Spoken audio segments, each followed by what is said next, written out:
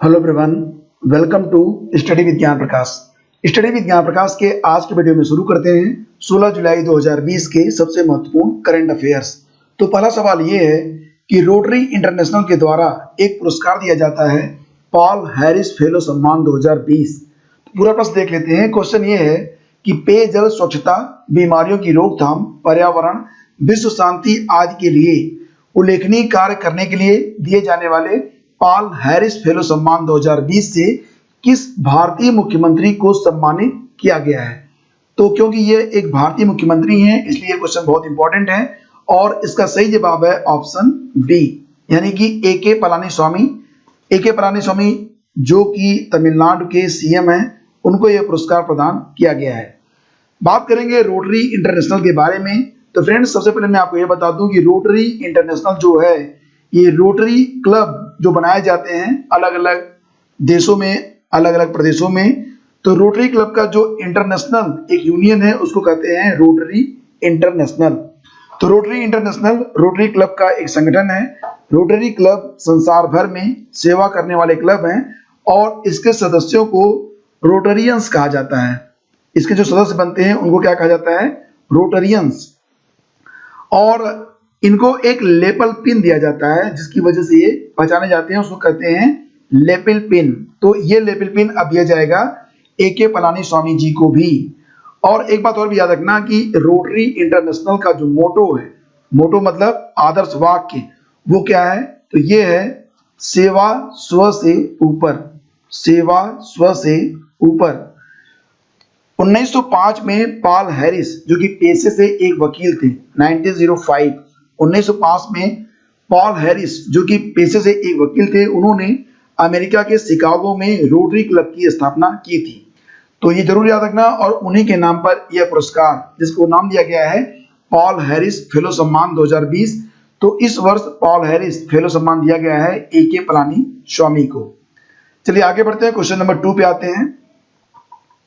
Red cross की स्थापना कब हुई? तो फ्रेंड्स, यहां पर हमने अभी भी बात किया था रोटरी इंटरनेशनल के बारे में। तो यह एक समसामयिक प्रश्न है कि रेड क्रॉस के बारे में भी हम जानें, क्योंकि रेड क्रॉस भी काफी इंपॉर्टेंट है और अभी हाल ही में रेड क्रॉस डे भी मनाया गया था। तो हम बात करेंगे रेड क्रॉस की स्थापना कब हुई। तो याद रखना कि रेड क्रॉस की स्थापना हुई थी 1963 में, 1963 में। और इसका जो हेड क्वार्टर है वो कहां पर है? वहीं पर है जहां पर विश्व स्वास्थ्य संगठन का हेडक्वार्टर है, यानी कि जिनेवा में। और जिनेवा कहां पर है? ये स्विट्जरलैंड में है। रेड क्रॉस क्या है? रेड क्रॉस एक अंतरराष्ट्रीय संगठन है जिसका मिशन मानवीय जिंदगी और सेहत को बचाना होता है। स्थापना हुई थी इसकी 1963 में। और इसके जो संस्थापक थे उनका नाम क्या था? तो इसके जो संस्थापक रेड क्रॉस के, उनका नाम था हेनरी ड्यूनेंट। क्या नाम था? Henry Dunant. और हेनरी ड्यूनेंट का जो जन्म हुआ था यह हुआ था 8 मई 1828 में। और यही वजह है कि प्रतिवर्ष 8 मई को हम रेड क्रॉस डे के रूप में मनाते हैं। तो अगर सवाल ये पूछा जाएगा कि रेड क्रॉस दिवस प्रतिवर्ष कब मनाया जाता है, तो जवाब आपका होना चाहिए कि प्रतिवर्ष 8 मई को रेड क्रॉस दिवस के रूप में मनाया जाता है, क्योंकि 8 मई 1828 में रेड क्रॉस के संस्थापक हेनरी ड्यूनेंट का जन्म हुआ था। हरियाणा में 11 राजमार्ग परियोजनाओं की आधारशिला किसने रखी है? तो हरियाणा में 11 राजमार्ग परियोजनाएं शुरू की जा रही हैं और वीडियो कॉन्फ्रेंसिंग के द्वारा इन परियोजनाओं की जो आधारशिला है वो रखी गई है नितिन गडकरी के द्वारा। नितिन गडकरी जो कि हमारे केंद्रीय सड़क परिवहन, राजमार्ग और MSME, इसको क्या कहेंगे आप? माइक्रो स्मॉल मीडियम एंटरप्राइजेस, यानी कि सूक्ष्म लघु और मध्यम उद्यम मंत्री हैं नितिन गडकरी। और इन्होंने ही वीडियो कॉन्फ्रेंसिंग के माध्यम से हरियाणा में 11 राजमार्ग परियोजनाओं की आधारशिला रखी है। और ये जो राजमार्ग परियोजना शुरू की जा रही है इसकी कुल लागत कितनी होगी? तो फ्रेंड्स याद रखना कि यह 20,000 करोड़ रुपए की परियोजना है और इसके लिए 20,000 करोड़ रुपए की लागत तय की गई है। हरियाणा के सीएम कौन है? ये है मनोहर लाल खट्टर, जो कि आप जानते हैं हरियाणा के सीएम कौन है? मनोहर लाल खट्टर। अच्छा, ये बताइए कि हरियाणा के गवर्नर कौन है? क्या आप बता सकते हैं? तो दोस्तों ये हैं सत्यदेव नारायण आर्य। सत्यदेव नारायण आर्य ये हैं हरियाणा के गवर्नर। क्वेश्चन नंबर 4 पे आते हैं। ए सॉन्ग ऑफ इंडिया एक किताब अभी हाल ही में आई है और ये किताब किसने लिखी है? तो ये किताब लिखी गई है रस्किन बॉन्ड के द्वारा। ये याद रखना, ये काफी चर्चित किताब होने वाली है। A song of India is written by Ruskin Bond. Mohun Bagan रत्न पुरस्कार से किसे सम्मानित किया गया है? मोहन बागान रत्न पुरस्कार से किसे सम्मानित किया गया है? तो दोस्तों, अगर आपने कल का करंट अफेयर्स देखा था तो मैंने आपको कल बताया था कि अभी हाल ही में मोहन बागान लाइफ टाइम अचीवमेंट पुरस्कार भी दिया गया है। हालांकि ये पुरस्कार दिया जाएगा 29 जुलाई को। तो आप ये बात याद रखना कि मोहन बागान डे जो होता है ये प्रतिवर्ष 29 जुलाई को सेलिब्रेट किया जाता है। तो ये आप बिल्कुल याद रखना। और मोहन बागान लाइफ टाइम अचीवमेंट पुरस्कार, ये जैसा कि मैंने आपको बताया था कि हॉकी के जादूगर जो कहे जाते हैं मेजर ध्यानचंद, उनके बेटे अशोक कुमार को प्रदान किया जाएगा, अशोक कुमार को। तो यहाँ पर मोहन बागान लाइफ टाइम अचीवमेंट पुरस्कार दिया जाएगा अशोक कुमार को, जबकि मोहन बागान रत्न पुरस्कार दिया जाएगा गुरबख्श सिंह को। तो गुरबख्श सिंह कौन है?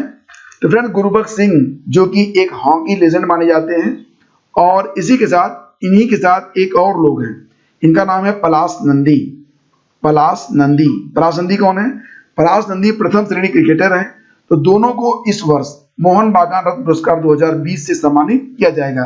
तो तीनों बातें आप याद रखेंगे। कौन कौन सी बात? मोहन बागान रत्न पुरस्कार ये दिया जाएगा 29 जुलाई को। मोहन बागान दिवस मनाया जाता है 29 जुलाई को।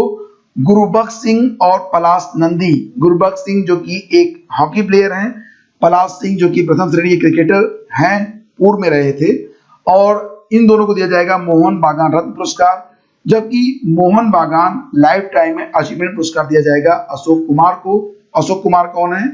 ये हॉकी के जादूगर कहे जाने वाले मेजर ध्यानचंद के पुत्र हैं। तो इतने फैक्ट आपको बिल्कुल पता होने चाहिए। बीसीसीआई का नया सीईओ बनाया गया है। हालांकि इनकी जो नियुक्ति हुई है वो अंतरिम है, लेकिन ये हैं हेमांग अमीन। हेमांग अमीन। और अभी हाल ही में राहुल जौहरी जो कि बीसीसीआई के सीईओ थे, उन्होंने अपना इस्तीफा दे दिया है। तो राहुल जौहरी के स्थान पर आ गए हैं हेमांग अमीन। तो ये भी आप याद रखना। और बीसीसीआई के बारे में अगर बात करें तो बीसीसीआई की स्थापना कब हुई थी?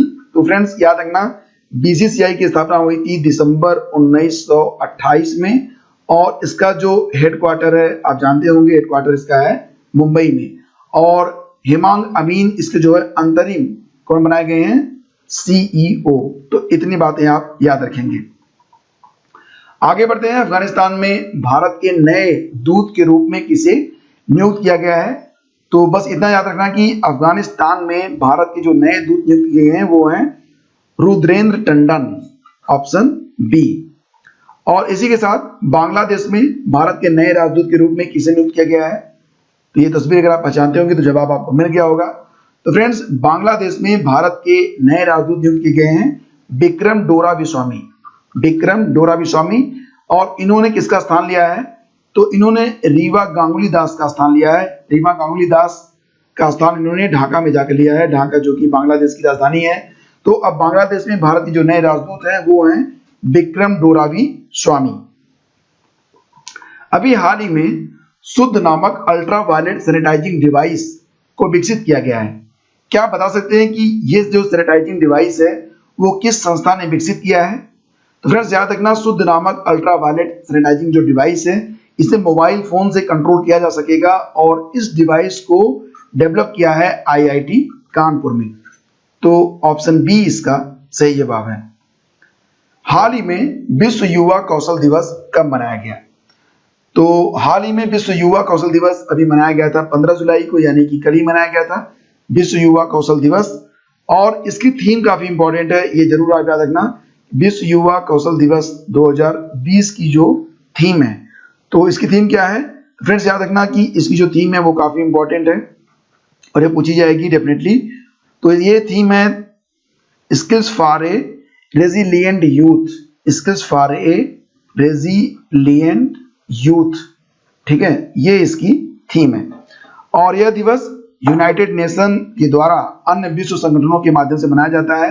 और जो कार्यक्रम आयोजित किए जाते हैं विश्व युवा कौशल दिवस पर, तो जो आयोजनकर्ता संस्थाएं हैं, एक तो है यूनेस्को, तो यूनेस्को का मुख्यालय कहाँ पर है, जैसा कि आप जानते हैं कि पेरिस में है। और दूसरा है ILO, इंटरनेशनल लेबर ऑर्गेनाइजेशन, इसका मुख्यालय भी कहाँ पर है, तो इसका मुख्यालय है जिनेवा में, ठीक है। और स्किल इंडिया मिशन की शुरुआत भी आज से 5 वर्ष पूर्व की गई थी, यानी कि 15 जुलाई को स्किल इंडिया का 5वां जो संस्करण था वो सेलिब्रेट किया गया था। तो ये भी आप याद रखना स्किल इंडिया के बारे में कि स्किल इंडिया के 5 वर्ष पूरी हो गए हैं, ठीक है। और एक बात और भी, इस लेक्चर की PDF आपको मिल जाएगी, जैसे कि कल मिल गई थी आपको हमारे टेलीग्राम चैनल से, तो वहां पर जाकर आप इसे डाउनलोड कर सकते हैं, ठीक है। आगे बढ़ते हैं फ्रेंड्स, और क्वेश्चन नंबर 11, और ये एक बहुत ही मशहूर युवा शख्सियत है, इनका नाम क्या आप जानते हैं? तो फ्रेंड्स ये हैं सचिन अवस्थी। इनको लंदन में ग्लोबल ह्यूमैनिटेरियन अवार्ड दिया गया है, ग्लोबल ह्यूमैनिटेरियन अवार्ड।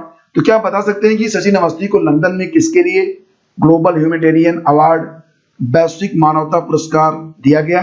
तो फ्रेंड्स याद रखना कि अभी हाल ही में गंगा सफाई के लिए हरिद्वार से लेकर वाराणसी तक, हरिद्वार से वाराणसी तक का 5 दिन का एक कार्यक्रम आयोजित किया गया था सचिन अवस्थी जी के द्वारा। और इसके लिए प्रधानमंत्री नरेंद्र मोदी जी ने सचिन अवस्थी की प्रशंसा भी की थी, और फिलहाल उन्हें इसी कार्य के लिए विश्व मानवता पुरस्कार यानी कि ग्लोबल ह्यूमैनिटेरियन अवार्ड से लंदन में सम्मानित किया गया है। तो ये फैक्ट काफी इंपॉर्टेंट है, इसके बारे में आपको बिल्कुल पता होना चाहिए। तो फ्रेंड्स ये था आज का जो करंट अफेयर्स का कार्यक्रम था, और इसमें कुल मिला के हमने 11 प्रश्नों को डिस्कस किया। इस लेक्चर की PDF आपको मिल जाएगी हमारे टेलीग्राम चैनल। जिन लोगों ने अभी तक ज्वाइन नहीं किया है उनको टेलीग्राम चैनल का लिंक मिल जाएगा वीडियो के डिस्क्रिप्शन में, स्टडी विद ज्ञान प्रकाश लिखकर आपको सर्च करना होगा। और इसी के साथ हम आपसे विदा लेंगे। हमारा एंड्रॉइड ऐप भी आ गया है, प्ले स्टोर पर मौजूद है। सोशल मीडिया पर अगर आप हमसे कनेक्ट होना चाहते हैं तो ये हमारी आईडीज है, आप हमसे इन आईडीज पर आकर कनेक्ट हो सकते हैं। Thank you so much. Video को अधिक से अधिक लाइक और शेयर कर दीजिएगा, बस यही। Thank you so much.